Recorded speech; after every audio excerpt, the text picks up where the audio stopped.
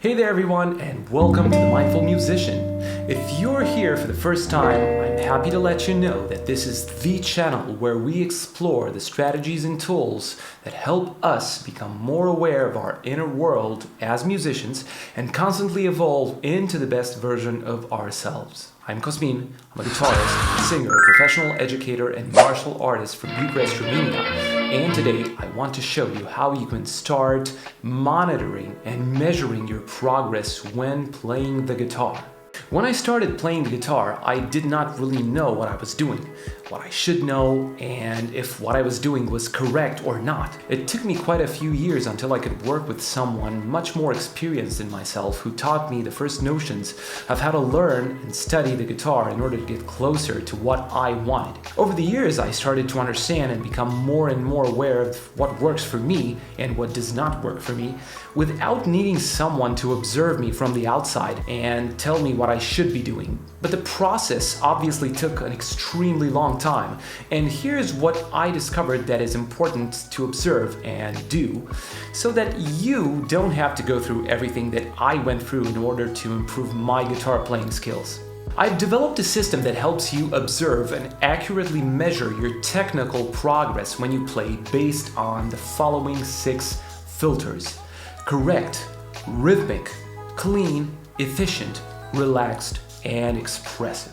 Let's explore each of them separately so that you can better understand what I mean in relationship to any musical sequence or piece of music, solo, riff, chord progressions that you might have to play or you might want to learn to play. Playing correctly means making sure you know exactly what notes you have to play, in which positions on the guitar, and the specific techniques you need to use to play them. If you are not sure of these aspects and rush because you want to learn faster, I guarantee you will bump into problems, so I encourage you to first make sure that you know exactly what you need to play. Playing rhythmically means to respect the note and pause durations in the piece of music you want to learn.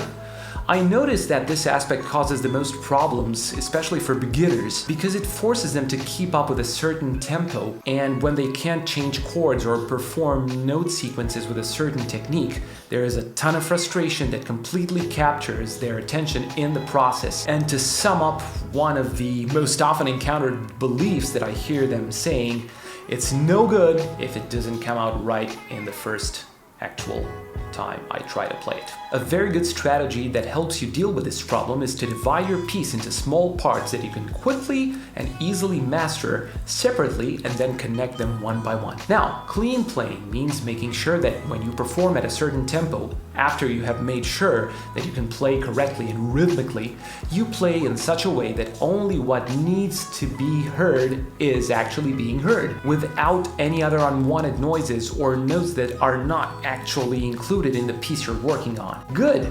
Now, these first 3 filters form the foundation of the process, which you can make sure you master by following these steps. Number 1, film yourself playing the piece you're working on together with the original recording at a tempo that you're comfortable with. Number 2, look and listen to the recording taking into account each filter: correct, rhythmic, and clean, one by one. Number 3, what do you notice if you were to measure your progress on a scale of 1 to 10? Correct. Are you playing all the right notes and using all the techniques you need to play those notes? Rhythmic. Do you respect the note and restorations? Clean. Do you perform in such a way that only what is heard in the original recording is being heard? Number 4. If the answer is 10 for each of the filters above, that's absolutely great. Number 5. If the answer happens to be less than 10, then ask yourself, what do I need to do differently, where and when specifically within the piece that I'm playing to actually score a 10. I guarantee that if you look and listen carefully, you will know what to do most of the time. After you have isolated and corrected the problematic sequences, record one more video and then go through steps 1 to 4. Notice what has changed, what has improved.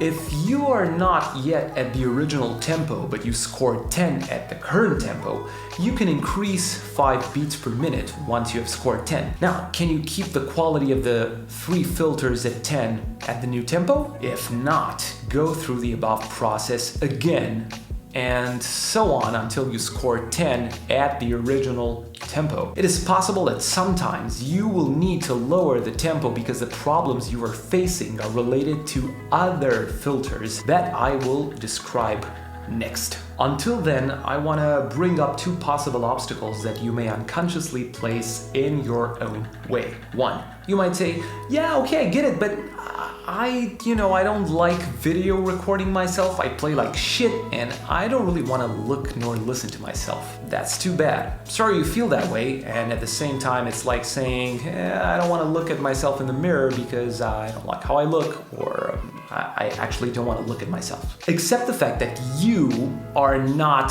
what you play. This whole thing has to do with the fact that we tend to confuse our identity with a certain ability, and unconsciously we judge ourselves and or imagine how others judge or would judge us for our performance. The problem is that if you have no way to see and hear what you're playing, you have no way of knowing what you need to do differently in order to succeed. I encourage you to take small steps towards filming yourself. For instance, you can turn on the phone camera and just start playing. Forget about it, let it do its thing, and you go about your own business. After about 30 minutes, stop the camera, and I'm sure you most likely forgot that it was there in the first place. Maybe you would say, come on man, get out of here, I don't have time, I want to learn to play well faster. I agree with you, and that's exactly why I made this video. This method is faster. If you're not aware of how you play, that is, of what you're currently doing, and you do not realize what you need to do differently, the odds are it will take longer until you manage to get to play well, whatever that means to you, as fast as you set out to do.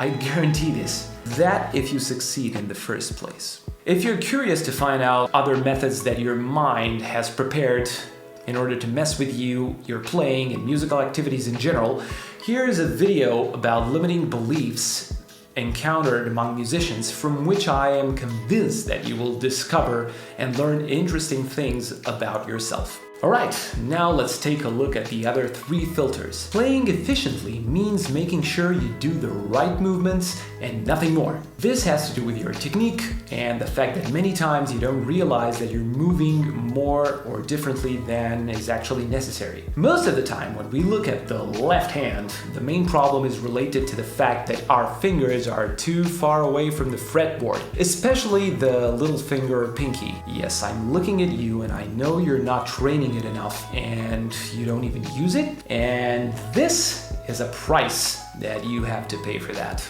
As far as the right hand is concerned, many times the movement required for picking is quite a lot wider than necessary. Remember, when picking a single string, all you need to do is actually get the pick to cross on the other side of the string at a distance of about 1 millimeter, I guess. That's it! Anything more than that is too much. The basic idea is to reduce distances, movement in strokes as much as possible and make sure that your hands are synchronized. There are many more specific possibilities related to variations of the situations that I described before, and I hope to cover them in future videos for you. Playing relaxed means becoming aware of the various tensions that are present in our body, in our fingers, in our wrists, hands, forearms, shoulders, for instance, and learning how to actually manage them by keeping them to a minimum that allows us to play as close to the level of technical proficiency that we desire. Remember, tension will always be present. You cannot use your body without tension, and your job is to keep it down to a minimum, thus gaining resistance or stamina. The more efficiently you play, the more relaxed you will be, and implicitly you will be able to play at higher tempos for longer, and you will sound correct, clean, and rhythmic. I guess you probably already started to realize that the order in which I have presented these filters to you is not exactly random. Playing expressively is the last filter. It is the last one because it actually assumes that the others are already taken care of to the greatest possible extent, and it refers of how effective you are at playing, taking into account the dynamics, that means being quiet or loud, of a piece of music, how aggressively or gently you play, or how articulate, that means making sure your bends and vibrato are in tune, or how rhythmic your vibrato is, for example. Alright, here's how you can use these other 3 filters. Number 1, again, like before, record yourself on a video playing the piece you're working on at a tempo that you're comfortable with. Number 2, look and listen to the recording taking into account each filter, effective and expressive, one by one. What do you notice if you were to measure your progress on a scale from 1 to 10? Efficient, how much do you move compared to how much you actually need to move? How synchronized are your hands? Expressive, do you perform in such a way that you sound exactly as in the original recording, taking into account dynamics and articulation? Number 4, when you play, if you were to consciously scan your body, where do you feel high tension and when? On a scale of 1 to 10, 1 being minimum and 10 being maximum, how much tension do you feel and where in your body? Number 5, if the answer is 10 for efficient and expressive and 1 to 3 for relaxed, that's absolutely great. Number 6, if the answer is less than 10 for efficient and expressive, ask yourself, what do I need to do differently, where and when specifically in the piece that I'm playing to actually score a 10? Number 7, if the answer is more than 3 for relaxed, how could you actually anticipate the moment when the tension increases in such a way that you relax more and more and reach zone 1 to 3? I guarantee that if you look and listen, and in the case of relaxation, feel carefully enough, you will know what to do most of the time. After you have isolated and corrected the sequences that pose problems, record one more video and then go through steps 1 to 7. What has changed? What has improved? As in the case of the first 3 filters, if you're not yet at the original tempo but you scored 10 at the current tempo, increase 5 beats per minute. Can you actually maintain the quality of your playing at a 10? If not, go through the above process again and so on until you can actually score a 10 at the original tempo. It is possible that sometimes you will need to lower the tempo because you're either not playing efficiently or you're not relaxing enough at certain moments. Needless to say, regardless of the tempo that you're playing, you need to be able to keep the relaxation between 1 and 3. The bottom line is be aware. Notice by constantly looking, listening, and feeling. Alright, this is the guaranteed recipe that cannot fail you. Now, maybe you will ask me, alright then, but can you score a 10 and everything? I think actually the more appropriate question would be, which are the pieces in which you score 10 on all 6 filters? Just like you, I have my own strong points and my least developed ones, and the answer to the above question is, it depends on each case. Now don't get me wrong, I work as hard as I can to aim for 10. Sometimes I succeed, sometimes I do not, or it takes a long time. I'm actually okay with that and I'm moving forward with the sole intention of constantly improving myself and playing better than I actually could before. This is something that is clearly under my own control, and this is what I aim to do. It's never a good idea to compare yourself to others or tell yourself that you will never score 10 on something or remain stuck there mentally and physically. Some aspects of your playing might take a longer time to develop, and that's absolutely okay. Keep in mind to notice and hone your strong points and use them to shine as a player, while at the same time working on your least developed skills to bring them up to a functional level. Remember, you cannot be a 10 in everything, unless you're Guthrie Govan. I promise we will discuss natural playing inclinations in a future video meant to showcase how you can actually exploit your strengths in your own playing. This is quite it for now, so if you feel like you've learned valuable info and practices, please make sure to smash that like button, subscribe to our channel, and activate the notification bell so that you won't miss any new content that we'll post each week. Thank you for watching, and I will see you later.